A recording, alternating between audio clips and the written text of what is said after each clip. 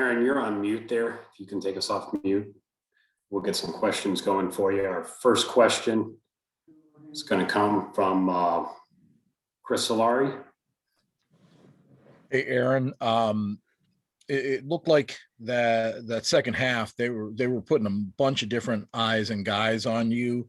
I guess, what did their defense do to kind of take you out of the rhythm you'd have been in? I mean, I just felt like I was short on shots. I couldn't hit anything today. And some days you're going to have those types of days when it goes like that. I mean, you got to give credit to them. They played good defense and made all their free throws. They made shots. They competed, and just credit to them. But I felt like I took what the defense gave me. I just missed shots. And then I was short on a lot of them. I was right on, but a few just fell short. And with that, I mean, you played a lot of minutes. Josh has played a lot of minutes. I mean, now that you've gotten through those 3 games, how do you think the legs have reacted, and how do you keep them churning moving forward? Whether tired or not, it doesn't matter. We're playing for a lot. This was our last game of February. I've played in March before. I understand what it takes. I mean, at this time, everybody around the country's legs are tired just from the duration of the season. And I'll never use it as an excuse, no matter how I feel. But like I said, I was just short on some things, and go home, ice bath, and prepare for Indiana Tuesday. Next question is from Lindsey Huddleston. Hey, Aaron. Many of us who are preparing to start their work week can't relate to a week that you've been through, the emotional roller coaster. Can you kind of take us through the emotional part of the highs and the lows, and just kind of give us an idea what that feeling is like? Well, I think that's where we've grew the most. I think through so many lows and lows throughout the season, and maybe a couple highs throughout this past week, we've tried to keep an even keel attitude and just push to think about it one day at a time. Approach it with that mindset, like I've been saying. And today, just the ball didn't bounce our way, and then that's going to happen. And I'm not going to go home and pout about it. I'm not going to go home and put my head down. I'm going to prepare for the next opportunity we have on Tuesday, because that's what's necessary. You can't. Nobody's ever went to pass and change anything. So I'm certainly not going to dwell on it now. But I mean, we lost. It is what it is. We have to fight Tuesday. Real quick follow up.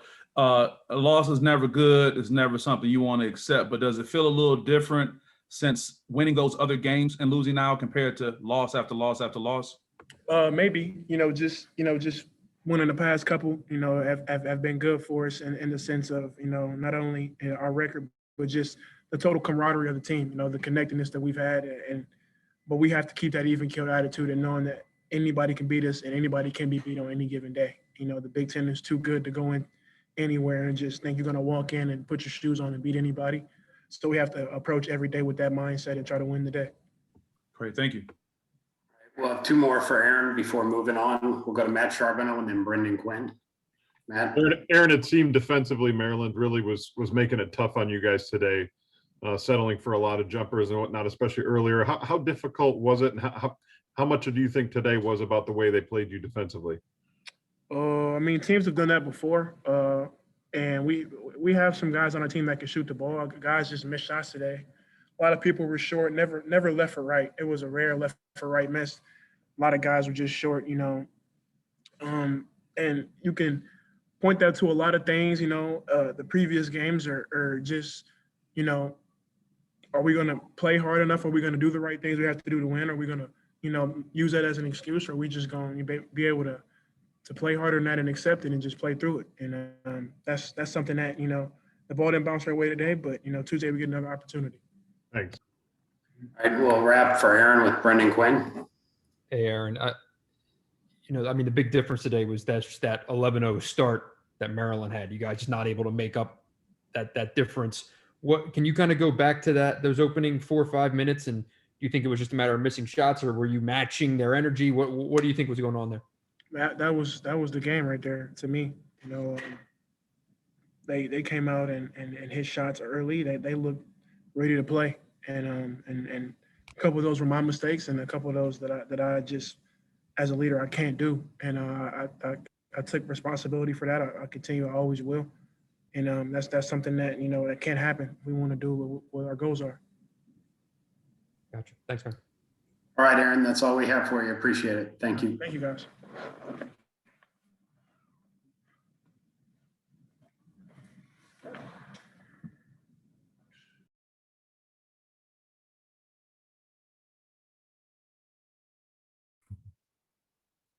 Kara, if you can back the camera up a little bit so we can get the whole face in frame, that would be great. Some volume issues. I'm just trying to. Yeah, if you can turn up the speakers, that'd be good too. Yeah.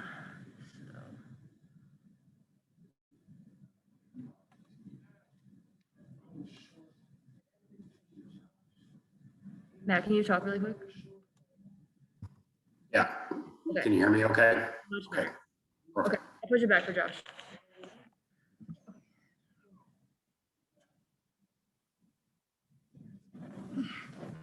All right, we got Josh Langford. We just got time for a couple of questions for Josh before we get to Coach. We'll start with Kyle Austin and then go to Chris Solari.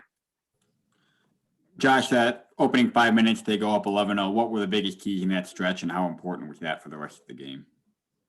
I mean, it was definitely important, especially when even though it's not fans, you're still playing an away game in the Big Ten, and it's kind of hard to claw back, when the team get up big like that. And so we had a lot of mental mistakes defensively that we can't have, and even me personally, I had a few myself. And the margin of error is really small right now, so we have to be really focused and locked in as a unit.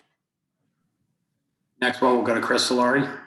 Hey, Josh, you guys have played some physical defense here the last couple of weeks, but it seemed to come back and get you. I think they went 23 of 24 at the line. I guess what was the difference maybe defensively for you guys, both in getting the fouls and also the perimeter, especially in the first half? Yeah, I mean, it was definitely different.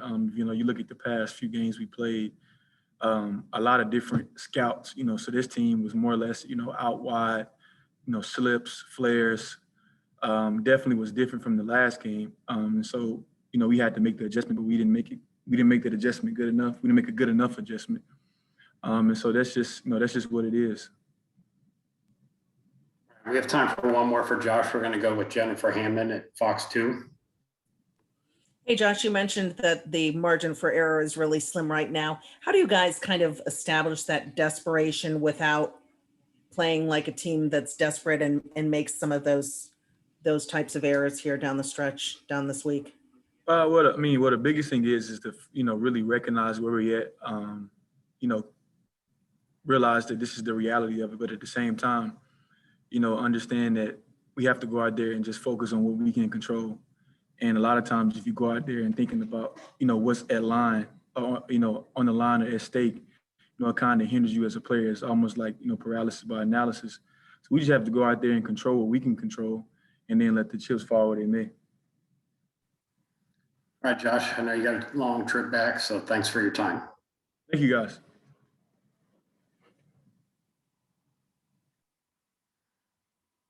All right, we'll be joined by Coach Izzo here in just a second.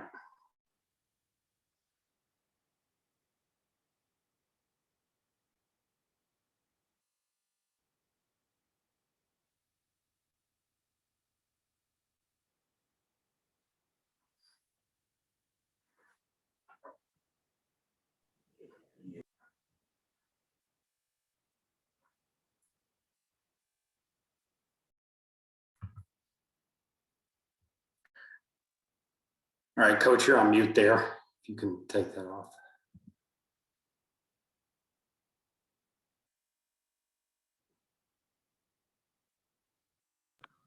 There you go. All right, Coach, do you want to start us off with an opening thought? Yeah, I'm disappointed because I felt like, write it however you want it, but I mean, that team gets 7 days off and we get these games the way we've had. And it was a factor. They played good. They're a 68% free throw shooting team. They hit 24, 25.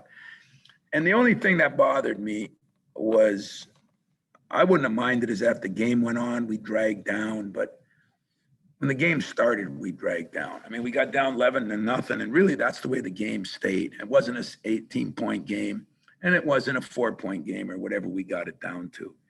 It was an 8, 9, 10-point game the whole way, and that's the way it started.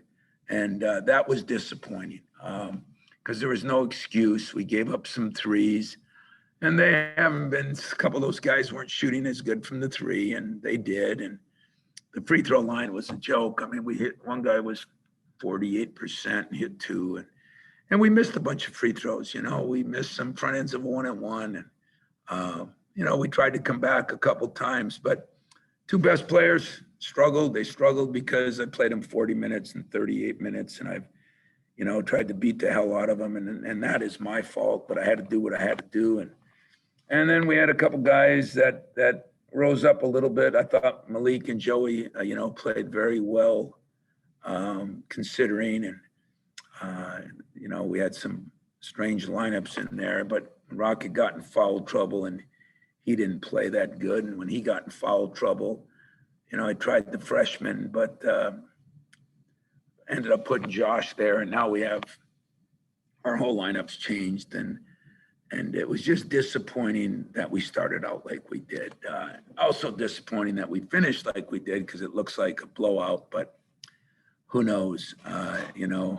If they think the net is the thing to do and it makes a difference, I so disagree with that. But hey, we didn't do our job. We didn't win the game. Goals haven't changed. Situation I talked to my guys privately about 6 games ago hasn't changed one bit. And we got to go home and beat Indiana, and that's what we're going to try to do. First question comes from Stoney. Yeah, Coach, how much of the game was their good defense interior, or you guys settling and us missing jumpers? Yeah, I thought we settled, and I didn't think we moved the ball, and I think we moved bodies. I mean, to me, that was the worst first 6 minutes that we played all year, in a couple of years. I mean, I just thought we were standing around. Was it because we were? I don't know why. Then we started moving the ball around, but we settled for threes a little bit too much, and Aaron's were right on. Josh's were pretty much on. They were just short, and that was the story of the night. And but I thought they did a good job. I think you got to give them credit. They made free throws. They made threes. I'll try to keep where you can see my head. I don't know why. I don't really enjoy seeing my head either, so I don't know why. I'll do whatever I got to do for you guys. But I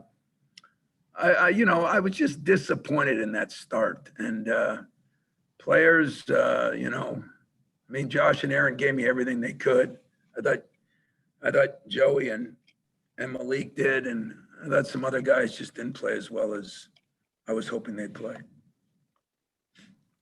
Next, we'll go to Chris Solari. Hey, Tom, you mentioned that about beating the hell out of Josh and Aaron. I saw you gave him a little bit of rest towards the end. I mean, do you at this point, is it just a mind over matter thing for these guys down the stretch with these games coming up? Or how do you deal with that potential for fatigue? Well, it's not mind over matter. It's real. I mean, I don't know. Did Maryland play last Saturday or Sunday?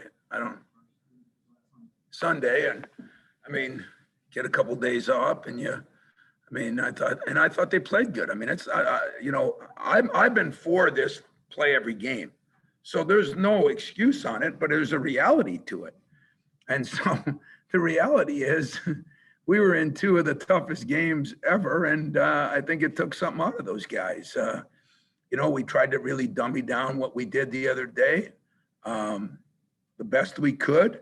But it was, the other hard thing is when you have a 1 or 2 day prep for a team you haven't played all year, it'll be a little easier for Indiana. A 1 day prep, if we get home at a decent time tonight, it'll be a little easier because we've already played them. But when you have, we're going to have a 1 day prep for Michigan. We have a 1 day prep or 2 day prep for Maryland. It was really 1 day because we couldn't do anything one of the days. That's hard. So it isn't mind over matter. They gave me everything they could give me. It's the reality of what we're going through. And, we got to get them freshened up somehow because they got still a lot to play for, if you ask me. Next, we'll go to Lindsey Huddleston. Hey, Tom, talk about playing from behind. I know it's never by design, but you've had some success these last few games playing from behind. But can you talk about the fine line between playing from behind and having success representing a never quit attitude, but also that we can turn it on when we need to attitude? Yeah, it was funny because I didn't think even when we cut the lead to, what was the least we were down? 4 or 5? 5. When we cut it to 5, Aaron tried to make a big play, but it was 1-on-4, and then, he missed the shot, and then they get a layup on the other end. I mean, that was the lack of having a true point guard in there, and we're trying to organize something, and it didn't get organized. And again, nobody's fault as far as those guys go, but I don't think they tried to turn it on. I think that we got ambushed at the beginning. They made their threes, they made free throws. There was a time I think they had made 4 threes and 6 free throws or something. And this is not the greatest free throw shooting team. So, and then in that same time, we had missed a couple front ends of a 1-and-1. And you can't do that if you're us. We're not that talented right now or that good to be able to do that. So, that we can work on, but there's no excuse for the start. I give them some credit, but just standing around and that, if that would happen in the second half, I would have felt a little different about it, but it really ticked me off the way we started out, because that's the way the game went. The game might as well ended 3 minutes into the game. It was really the same as it was the end of the game. Next question will go to Rico Cooney. Hey, Tom, I think I know and understand how you feel about the possibility of fatigue and tired, because Aaron talked about just shots were short and everything, but I'm going to switch up a little bit. Talk about, Joey kind of working himself back into being Joey these last few games. God, positive question. Not that you guys have been negative. I'm just kidding you. I really felt good about Joey. He not only hit some threes, if he would have made those 2 free throws, he would have had 13 or 15 points. He actually played more physical inside. He gets 8 rebounds. He guarded people a little better. I think that's a good way to put it. He's working himself out of some things. Nothing's been easy through all this, but that was a very encouraging. And I do think Malik played a little better. The guy that got tired so early and we never put him back in was Julius. He was just out of it after like 4 minutes. And I don't know for what reason, but because he's a great kid. I always have worried about his conditioning some, but and that's the problem. Some guys need more conditioning. Some guys need less at this time of year. And if you don't practice hard, you get less. But I thought Joey was one of the most encouraging parts of our day, and I thought Malik was second in there. Thanks, Coach. Next we'll go to Brendan Quinn.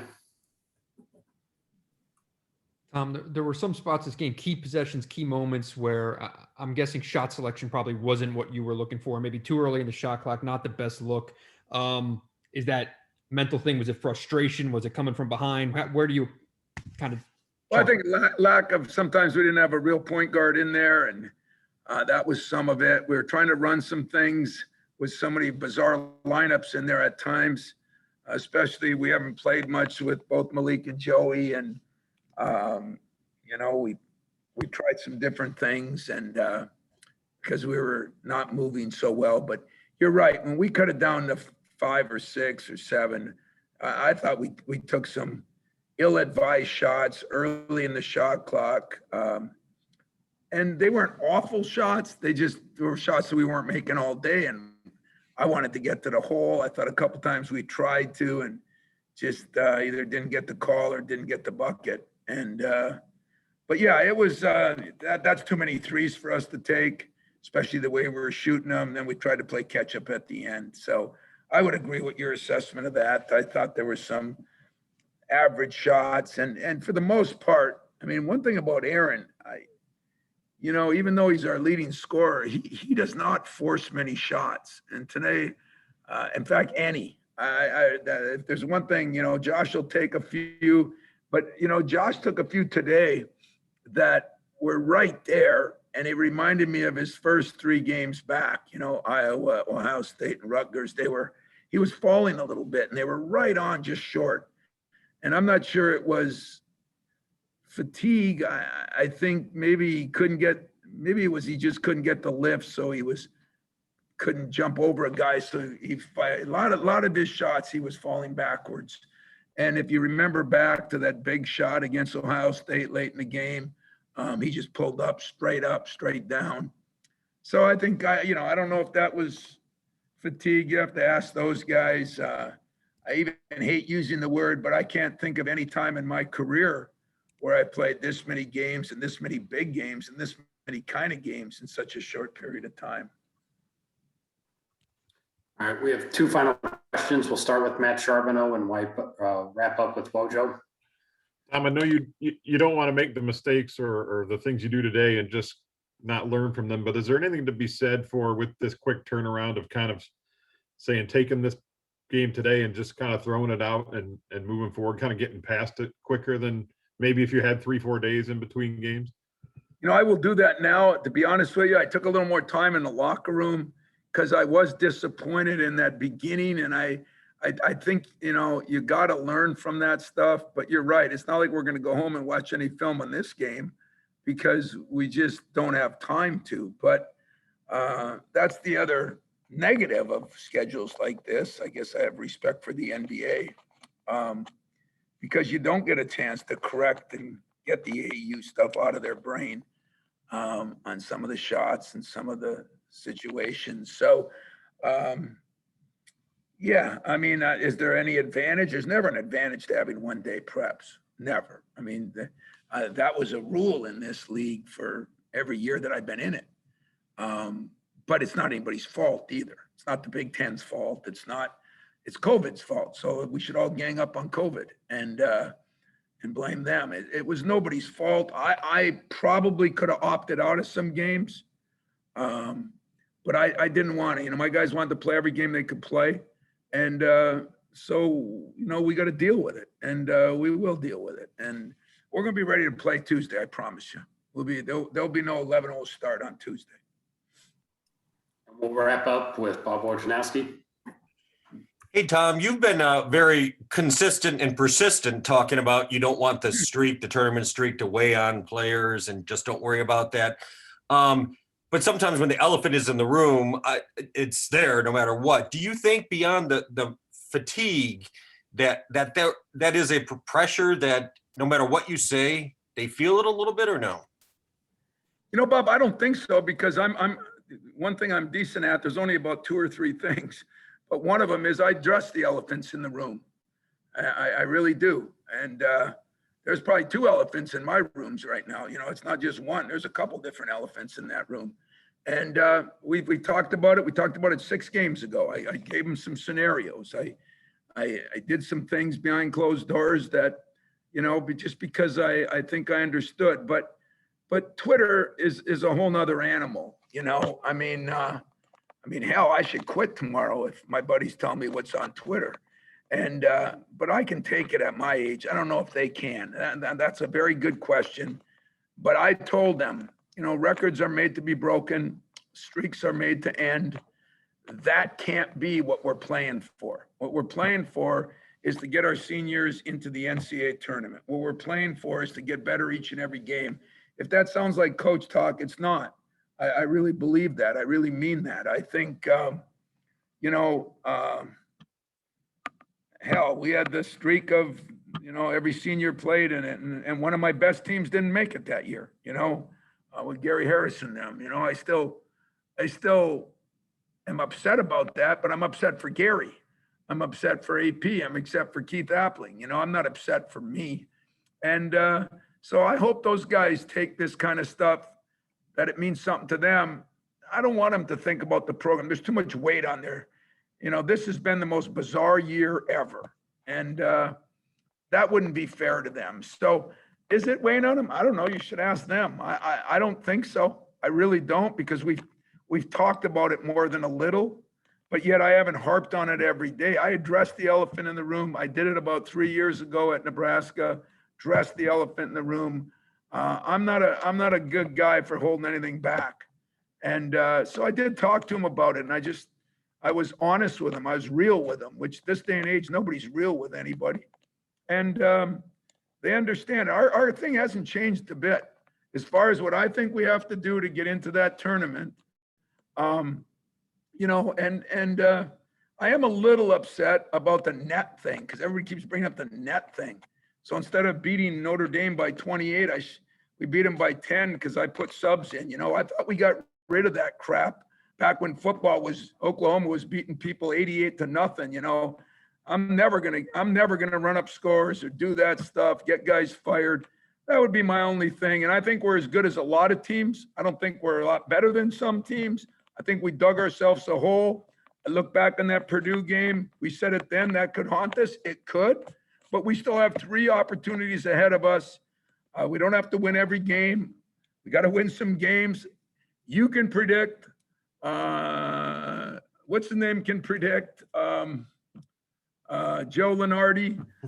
John Doe can predict. If anybody can predict what's going to happen in this pandemic year, and who says that somebody's not going down and doesn't even get to play in the thing, So we're just going to keep battling. And trust me when I say this, we played after the bad start. We hung in there. We cut it back. Guys were, real positive about what we could do. And then we, that last run, we cut it to 5 and took a couple of bad shots, and they hit a couple of threes and made every free throw, and it just got away at the end. So if that hurts us, so be it. I think we've shown that we can compete with a lot of teams. I think we went through a tough stretch and we came back just like Baylor and everybody else does. It'll be interesting to see what committees think of that. Do they put COVID the same place they would put injuries? COVID's worse than injuries because they last forever. And, but you know what? I really don't think, Bob, that my guys know where they're at, and they've been told where they're at, and they've been told the opportunities they have, and the pressure would come from Twitter, my favorite subject on the planet. It wouldn't come from me. It wouldn't come from my former players. It wouldn't come from my assistant coaches. It would come from the idiots out there that have no clue what's going on. And that's all I can say about that. So I hope not, but you can ask those guys that. They're available to you, I think. I appreciate it, guys. We're going to find a way to get back. Yes. Yep. I said thanks. Take care. All right, guys, that's going to wrap us here today. Appreciate you guys hanging with us. We'll see you Tuesday. Thanks, Matt. Thanks, Thanks, Matt. Matt. Thanks, Matthew.